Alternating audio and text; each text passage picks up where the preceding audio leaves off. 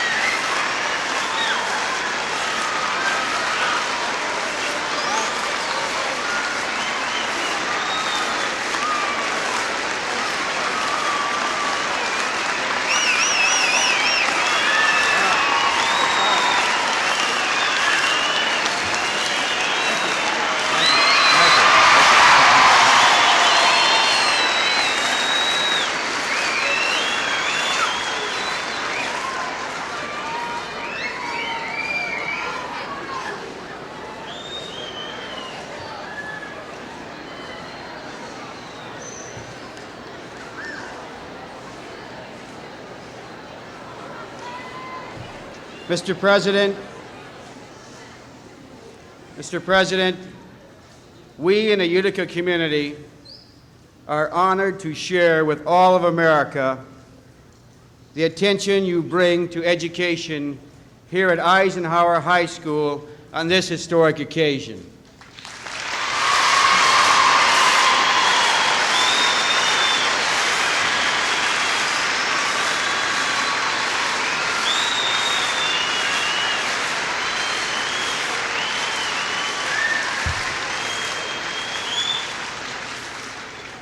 It is fitting that the Dwight D. Eisenhower High School be dedicated by the individual who was most closely identified with this great American.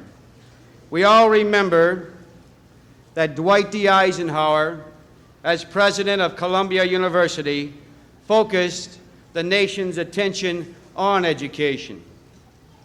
Likewise, President Nixon's delegation visit to Michigan serves to stress the importance of education not only in the Utica community schools, but in all the 50 states.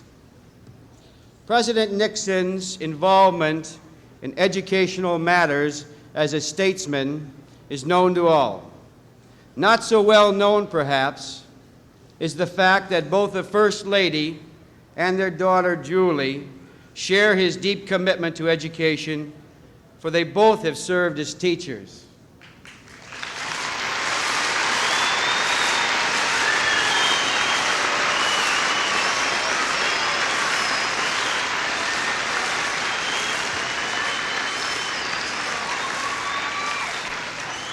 So also Tricia, a social worker, and Ed, presently a law student, are addressing themselves along with the President to the concerns of the emerging generation.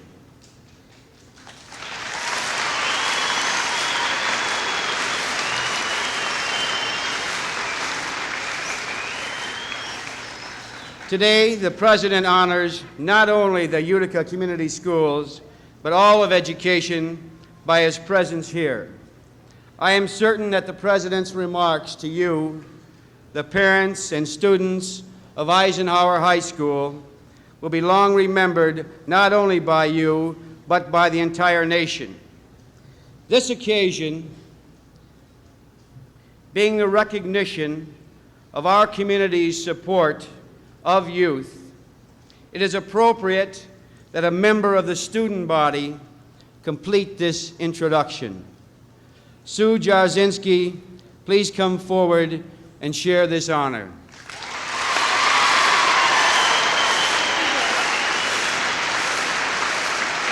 Thank you. Thank you.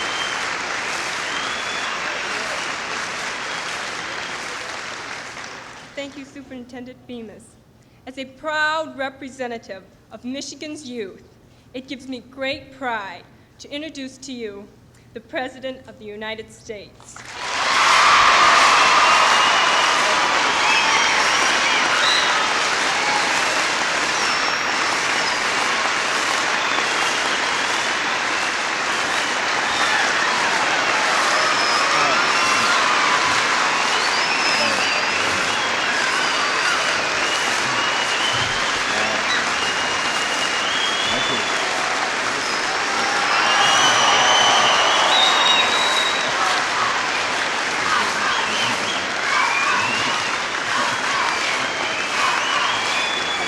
Thank you very much. Thank you.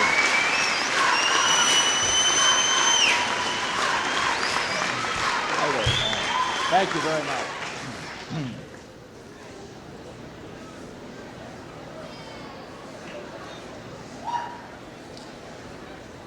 Well, thank you very much, Susan, and thank all of you for this wonderfully warm welcome. I thought I left the warm weather in Florida, but I'm not so sure.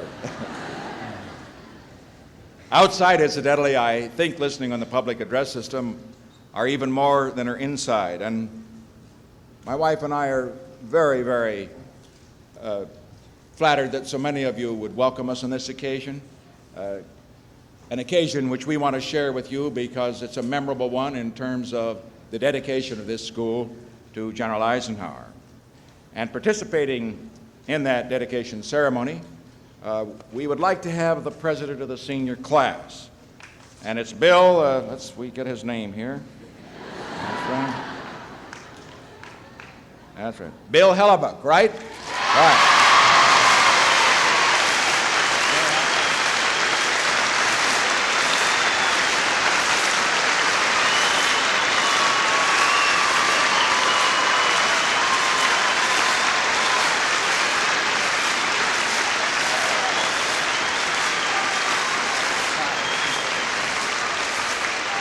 Now, before we show you this plaque, I'm aware of the fact that we now have the 18-year-old vote, and I think of Bill and Susan, these wonderfully attractive young people, and I just want to say to Congressman O'Hara and to my good friend Senator Griffin, they better watch out. They'll be running someday.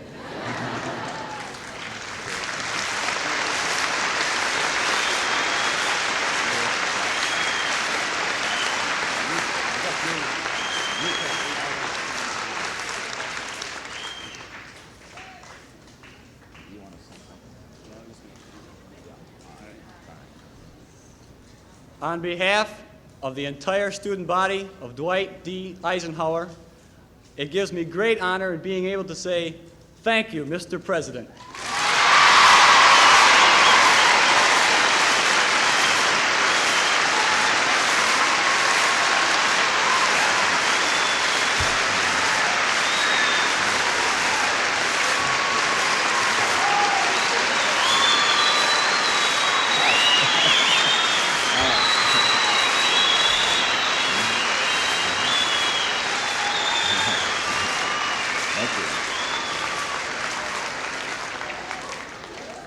Thank you, Bill Hellebuck. And now, I have just a few remarks that I would like to make to everybody here, but particularly to the students, those that are going to be attending this school in the years ahead and those who will be attending it in this next year.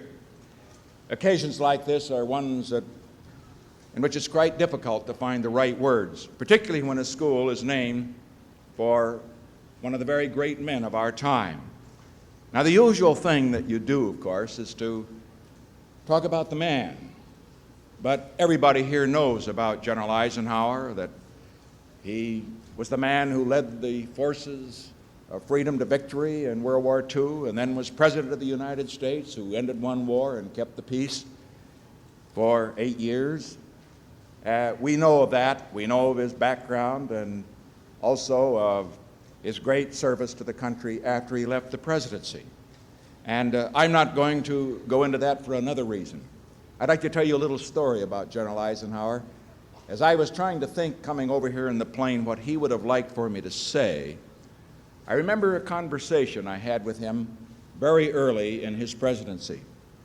We were riding by automobile from Quantico, the Marine Corps base, back up to Washington, D.C. And he was reminiscing about World War II and the generals who had served under him, Patton and Bradley and the rest, Simpson, all of them, of course, having a different talent, and Eisenhower having the genius to know how to put each general in that area where he could do the best. And as we were riding, I asked General Eisenhower that in the selection of men for leadership, what was the one quality that he looked for the most? And you know, how would you answer that question? I was thinking how I might answer it. You'd say maybe intelligence, or maybe hard work, or maybe brilliance or genius or something like that. But his answer was something different. He said, based on all of the time that I have worked with men through the years and women, I have found that the quality that is most important is selflessness. In other words, not thinking of self, but thinking of duty. Duty to country, duty to whatever particular assignment that one happens to have. Consequently, I think that General Eisenhower today would rather have me talk not about him, but really about you, about your school, and perhaps we could begin with your teachers.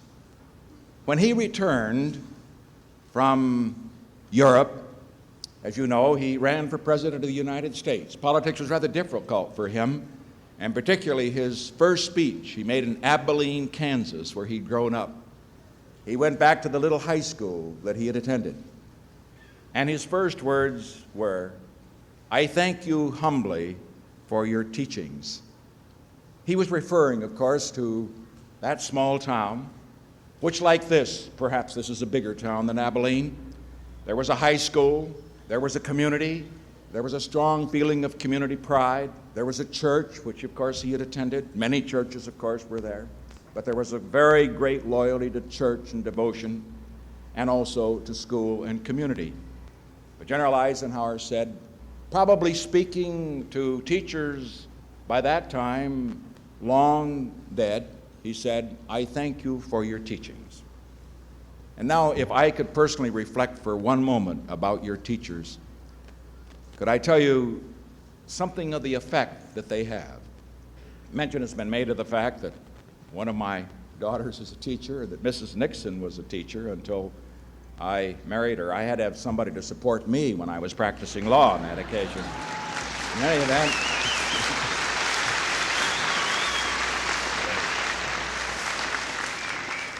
just running back over a lifetime and quickly sketching it, see if you don't remember some of your teachers this way. I remember a wonderful teacher I had in the 5th grade. Those were the days when you only had one teacher for the whole room and all the subjects. Her name was Miss Burham, and her specialty was geography. She loved geography. She loved the world. Because of her love of geography and all the nations of the world, she inspired everybody in that classroom to want to travel, to see the world, to be interested in the world. It made an impression on me. I wanted to travel. I wanted to see the world. That's why I ran for president. I've seen so many countries as a result.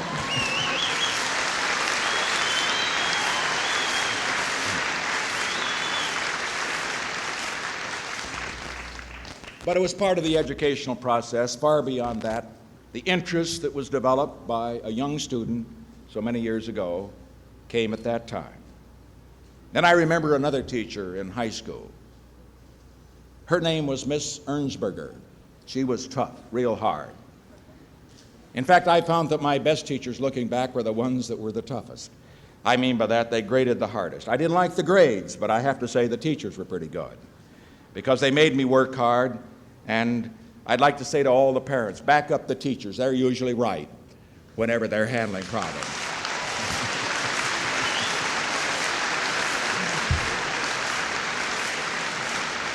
Now, Miss Ernsberger I had when I was a sophomore in high school. I hated math. Math was hard for me. In fact, it was hard for me all my life.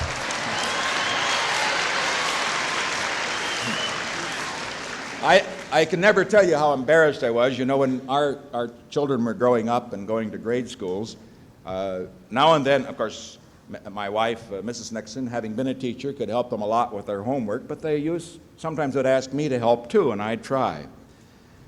And they'd ask me to help them with their math.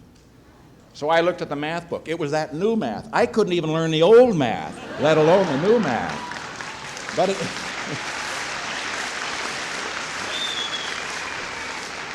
let me tell you what I learned from Miss Ernsberg. I didn't learn much math. But at the end of the year, the subject was geometry. Very, very difficult subject. And at the end of the year, I recall she gave an assignment of a problem. She said, whatever members of the class could bring back the solution to that problem in the morning would get an A in the course. I recall that I stayed up all night long working on that problem. I finally got the answer. It isn't the point that I got it, because I still hated geometry, even though I got the problem and the A. And incidentally, when I got the chance to elect subjects in college, I didn't take any more math. But the point that I make is that from Miss Ernsberger, I learned something that's terribly important. Stick to it. And particularly the test of a person, of a boy or a girl, are those subjects that are the hardest for you, not the ones that are the easiest. And the teachers that can inspire you and make you put your nose to the grindstone and get it done, those are the ones you want to be thankful for. And then I remember another teacher. This is a man. He's a teacher, and I was a freshman in college. He taught history. He loved history, and he loved books. I remember him getting before the class and lecturing, and he'd have a book in his hand, some new book that we had not read. And he would fondle that book so affectionately. He says, this is a wonderful book. This is a beautiful book. You've just got to read it. And what happened out of all that, he inspired some of us, I know he inspired me, of a love for history and for biography. And so we carried that, I did, throughout my life. And it helped me in years later in developing the background that I had to for the law and then eventually for politics and all the rest. And since I'm speaking in a school gymnasium, I don't want to leave out my coach. Now, let me say, being in this school gymnasium on the floor is something new for me. I was usually in the bleachers or on the bench. I was never out here. But I remember my coach very well. He was an American Indian. We called him Chief Newman. He was an all-American football star at University of Southern California back in 1923 or 24. He was a great, great builder of men. He could take men who were not too talented in football and make stars out of them, except he couldn't do it with me. I never made the team. But I learned a lot sitting on the bench talking to the coach. Believe me, that's the way to learn something about it. And I was going to say, I remember Chief Newman. I went out for 4 years, went out in the practice field. Oh, I got into a few games after they were hopelessly won or hopelessly lost. You know, when they put the substitute in and finally the water boy and then me. That's the way it worked. But I remember one year, the last year, I came up to the chief and I said, I thought probably I shouldn't go out that year because I really couldn't contribute too much. And he needed somebody, you know, to be on the taxi squad to run the other team's plays. And he said, look, you really got to come out. And then he said something very interesting. He was a man who used to talk about winning and losing. His definition of being a good loser is something that affected me for the rest of my life. Now, you've all heard the traditional definition about being a good loser. Oh, well, it's just a game. Forget it. Be a good loser, smile about it, and try something else. Not the chief. He hated to lose. And he told all of us on the team, he says, you've got to hate to lose. He says, the way to be a good loser is to commit yourself that you're going to try again and try harder. And when I told him, I said, Chief, I really think I oughtn't to come out for the team this year. He said, no. I said, you ought to come out. He said, really, what is wrong is not losing. What is wrong is not making the team. What is wrong is not trying. What is wrong is not playing the game. What is wrong is when you lose, not getting up off that floor and come back and fight again.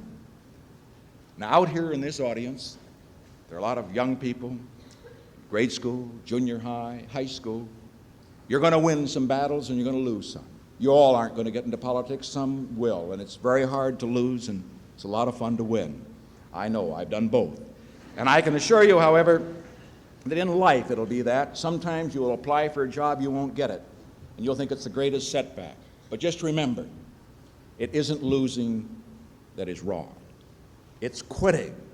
Don't quit. Don't ever quit. Keep trying, because this country needs the very best that you, the young generation of America, can give to it.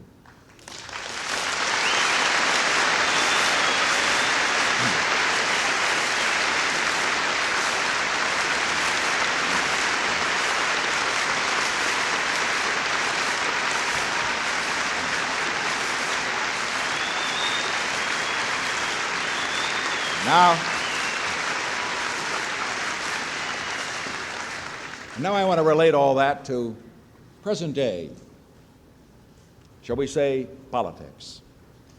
As you know, there's an election this year. It'll be very exciting, as all elections are. It's going to be particularly significant because for the first time in the 195-year history of this country, men and women 18 to 21 years of age will have the chance to vote. The important thing, let me say to all of you who may be for the first time voting, naturally, I have interest, I have an idea of how you ought to vote, and I'm sure that others would tell you something else. But the main point is, get in and play that game. Be for the candidate of your choice. Don't sit on the sidelines. Don't fail to participate. Because the more that we have, your participation, the participation of all of our people in our voting procedure, the better this country's going to be. It's often been said that politics is too important to leave to the politicians. Now, that means, of course, that politicians may be a bad word, and I don't agree with that, because politics is an honorable profession. But on the other hand, what it does mean is that citizens ought to get into. And whatever you do in your life, and the majority of you will not get into politics, you'll get into business, you'll work at a job, some of you may teach, some of you may be heads of families, whatever the case may be, but whatever you do, take some time out of your life to work in the field of making this country a better country, of making our government a better government. Be a Republican, be a Democrat. Pick the party of your choice, but the main thing is play that game, because it's the most important game in life, and we need the best, and young America has so much to give. You see, you've got enthusiasm, you have vitality, you have idealism, and a nation needs your enthusiasm, your vitality, and your idealism. Here's what I think.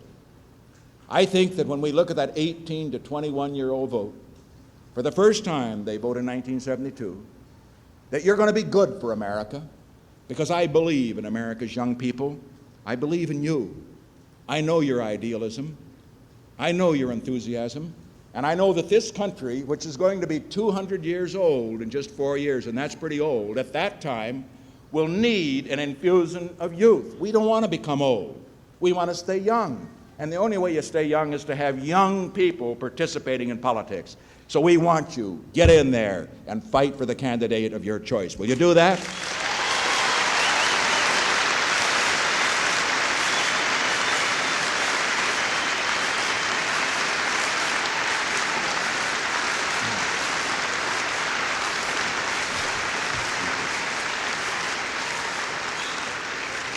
Now, I think General Eisenhower would have wanted me to say one other thing to this group, since I have referred to politics.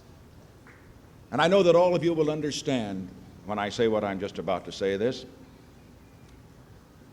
America at this time in our history is in an enormously significant position.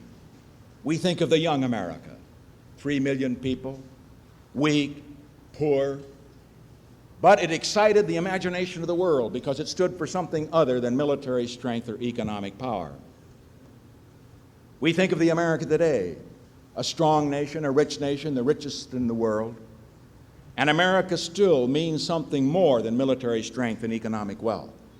It is a spirit that is ours. It's what we stand for. It's what we do. It's how we treat each other. America has a meaning in the world. I know General Eisenhower would want me to say, love your country. Don't love it because it's always right, because it isn't. Love it because we have a system that allows you to change those things that are wrong. Love it because there's more right about America than in any country in the world, and believe me, that is the case.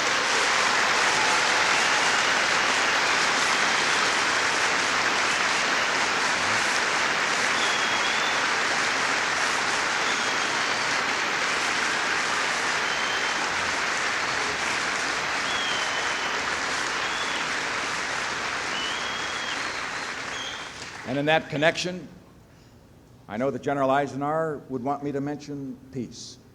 Peace in terms of not just bringing to an end to a war, which has been long a very difficult problem for the United States, but more in terms of the long term. How can we have a peace that not is just an interlude between wars, but one that would last?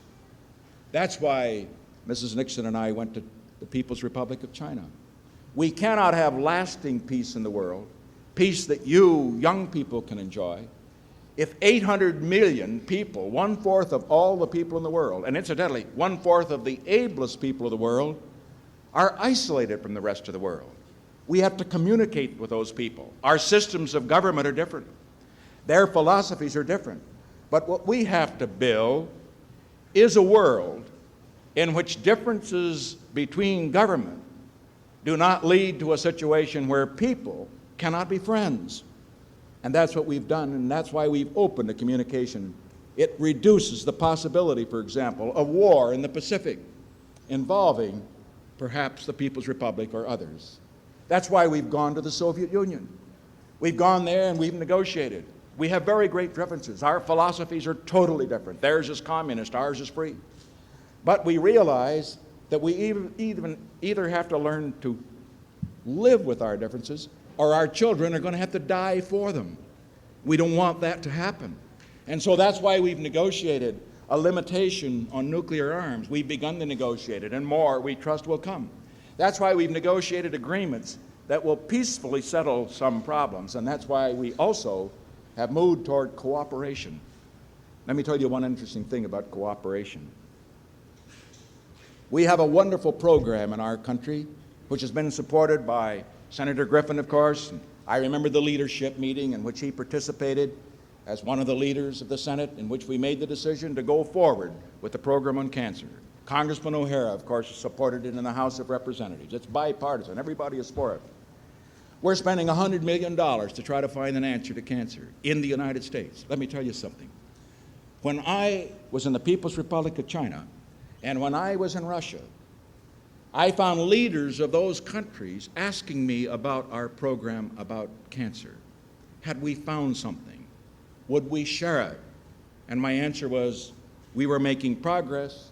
Whatever we found, we would share. But more important, and this is what developed out of our Russian trip, we have now worked it out so that Russian doctors and American doctors, instead of exchanging information and then working separately from each other to try to find cures for diseases, will work together in the same room to try to find it. Let me ask you this question. You've all studied the history of nations. Where is the genius, that wonderful genius that will find the answer to cancer? It may be a woman, it may be a man. It may be a black person, it may be a white person. It might be an American, but it might be a Russian, and it might be a Chinese. What we've got to do is to build a world in which, in fighting the great plagues of disease and hunger, we work together with people in the world and not against them. That's what we're trying to do.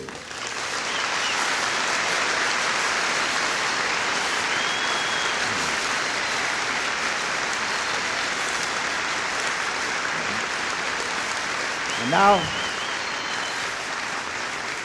you sometimes wonder, I know, that what people abroad think of us. Let me say, Mrs. Nixon and I have traveled to 80 countries with many different political systems. They don't all agree with us on many things. But you can be sure of one thing. They respect the United States of America. And in many of those countries, they love America. As I said, not because we're rich and not because we're strong, but because we stand for something which is in their eyes very good. I noted, and I asked Susan about this, that she was of Polish background. I remembered, as she was introducing me, my visit to Warsaw right after I'd been to the Soviet Union. Mrs. Nixon and I laid a wreath at the Polish War Memorial. And then we got into our car and started to move through the huge crowds over to the residence. And there were such big crowds, and they were cheering, that we stopped the car. We got out for a minute to talk to the people. Now look at Poland. Here is a country that for 25 years has had a communist government, a government different from ours in its philosophy. Here's a country that for 25 years has not heard too much that is favorable to the United States of America. But when we got out of that car, the people swarmed around. They shook hands. Some of them cried. And they said, "Niech żyje America, niech żyje America." It means long live America. And then they sang, "Sto lat, sto lat." That means may you live 100 years. They didn't do that for me or for Mrs. Nixon. They did it because they love America. And let me say, let you in the Eisenhower High School set as your goal participating in your government to make it a government worth loving, worth the respect of the world. Let you participate in your government so that America can play a role in building a peaceful world, peace for you and your children in the years to come. Because let us always be worthy of the faith, the confidence, the hope of our own people and the people of the world. I dedicate this high school then to the teachers whom I hope you will learn from, who devote so much to you. I dedicate it also to the memory of a man and of the country he loved, and I hope you will always honor and love your country. And I dedicate it finally to your parents. Remember, they have sacrificed a great deal for you to be here. My father only finished the 5th grade. He wanted to go on to school, but his mother died. They were very poor. He had to go to work. His greatest desire for his children was for them to get a college education because he only finished the 5th grade. I remember sometimes people would remark, he didn't have very good grammar. That didn't matter. What mattered to me was not the words, but the heart and the character. Be proud of your parents. Be proud of your school and love your country. Thank you.